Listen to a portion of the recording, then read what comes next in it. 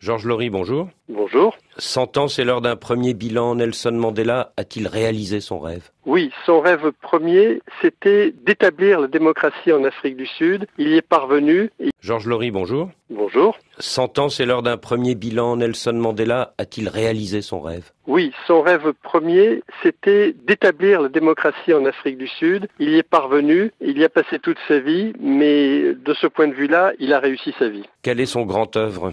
Son grand œuvre est d'avoir réussi la transition démocratique en Afrique du Sud. Souvenons-nous que le pays était sur un volcan, menacé de plusieurs guerres civiles, non seulement entre Noirs et Blancs, mais au sein de la communauté Zoulou. Il a réussi une transition que d'aucuns ont qualifiée de miraculeuse, mais qui tient probablement à son sens du dialogue et à son excellente compréhension du fonctionnement de son propre parti. Et pourtant, il est critiqué. Winnie Mandela disait ces dernières années, il nous a laissé tomber. C'est le sentiment qu'ont plusieurs personnes au sein de la communauté noire qui ont eu l'impression que seule une frange de la population noire a bénéficié de la démocratie depuis 1994. Il est vrai que ceux qui sont au chômage, ceux qui ne sont pas des Black Diamonds, qui réussissent dans les affaires ou dans l'administration, se sentent laissés pour compte et Winnie Mandela était leur porte-parole. C'est exact, mais ce serait aussi oublier que Mandela a fait de gros efforts en matière d'électrification des townships, en matière d'adduction d'eau et avec un petit retard, mais avec du succès, en matière de logements sociaux. Et de son côté, Robert Mugabe disait « Mandela est allé un peu trop loin dans son souci de bien faire avec les communautés non africaines et cela dans certains cas au détriment des Noirs. C'est être trop bon, trop gentil, c'est presque de la sainteté. » Oui, effectivement, d'aucuns ont qualifié Mandela de la personne la plus proche d'un saint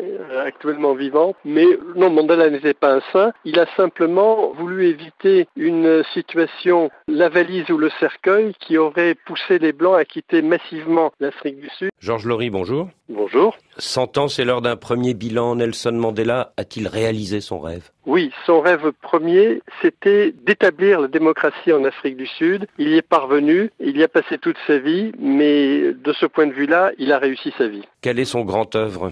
Son grand œuvre est d'avoir réussi la transition démocratique en Afrique du Sud. Souvenons-nous que le pays était sur un volcan, menacé de plusieurs guerres civiles, non seulement entre Noirs et Blancs, mais au sein de la communauté Zoulou. Il a réussi une transition que d'aucuns ont qualifiée de miraculeuse, mais qui tient probablement à son sens du dialogue et à son excellente compréhension du fonctionnement de son propre parti. Et pourtant, il est critiqué. Winnie Mandela disait ces dernières années, il nous a laissé tomber. C'est le sentiment qu'ont plusieurs personnes au sein de la communauté noire qui ont eu l'impression que seule une frange de la population noire a bénéficié de la démocratie depuis 1994. Il est vrai que ceux qui sont au chômage, ceux qui ne sont pas des Black Diamonds, qui réussissent dans les affaires ou dans l'administration, se sentent laissés pour compte et Winnie Mandela était leur porte-parole. C'est exact, mais ce serait aussi oublier que Mandela a fait de gros efforts en matière d'électrification des townships, en matière d'adduction d'eau et avec un petit retard, mais avec du succès, en matière de logements sociaux. Et de son côté, Robert Mugabe disait « Mandela est allé un peu trop loin dans son souci de bien faire avec les communautés non africaines et cela dans certains cas au détriment des Noirs. C'est être trop bon, trop gentil, c'est presque de la sainteté. » Oui, effectivement, d'aucuns ont qualifié Mandela de la personne la plus proche d'un saint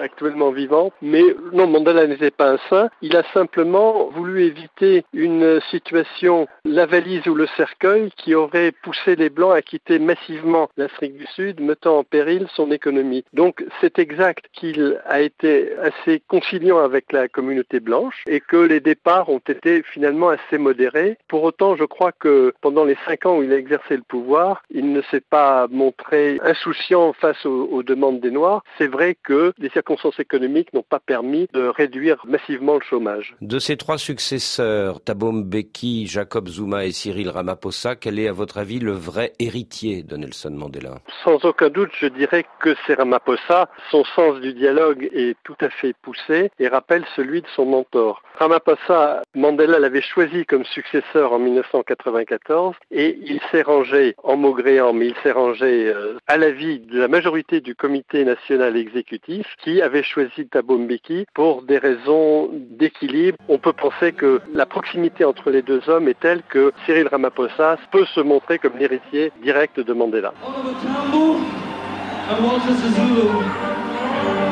It's called Mandela Day.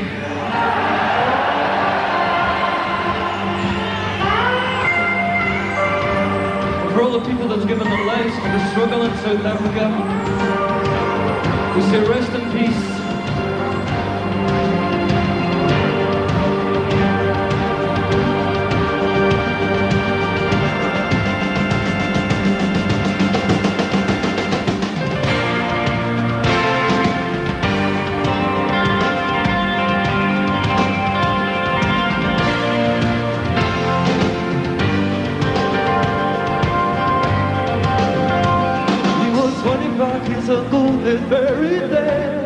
Georges Laurie, vous reconnaissez? Il s'agit du concert de Wembley en 1988. Absolument. Simple Minds. Nous sommes en 88. Nelson Mandela va avoir 70 ans dans quelques jours. Il est toujours en prison. Qu'est-ce que ce concert de Wembley, pour ce 70e anniversaire, a signifié à l'époque? Il signifiait que la communauté internationale poussait Frédéric de Klerk et les nationalistes au pouvoir à Pretoria à discuter au plus vite avec Mandela, à le libérer et entamer des négociations.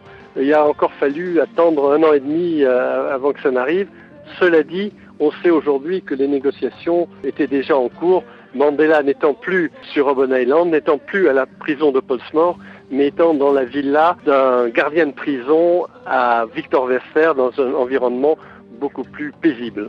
Il n'y avait pas que Simple Minds, il y avait Youssou N'Dour, Whitney Houston, Myriam Makeba, Peter Gabriel, Dire Straits et bien d'autres. Est-ce que ce concert a joué dans la mobilisation internationale? Certainement, ça a activé les choses. Ça montrait que ce n'était pas simplement une revendication populaire en Afrique du Sud, mais une revendication mondiale sur le continent africain, bien sûr, et dans le reste du monde. Mandela a toujours aimé que l'on mette en scène son anniversaire, puisque en 98, donc 10 ans plus tard, il s'est marié avec Graça Machel, le jour de son anniversaire, et qu'en 2008, on a lancé une campagne en Afrique du Sud, 67 minutes pour Mandela, correspondant aux 60 années de sa vie qu'il avait données pour l'édification d'une Afrique du Sud démocratique. Et on doit donner en Afrique du Sud, le 18 juillet, 67 minutes de sa journée pour des travaux d'utilité publique. Georges Laurie, merci. Merci.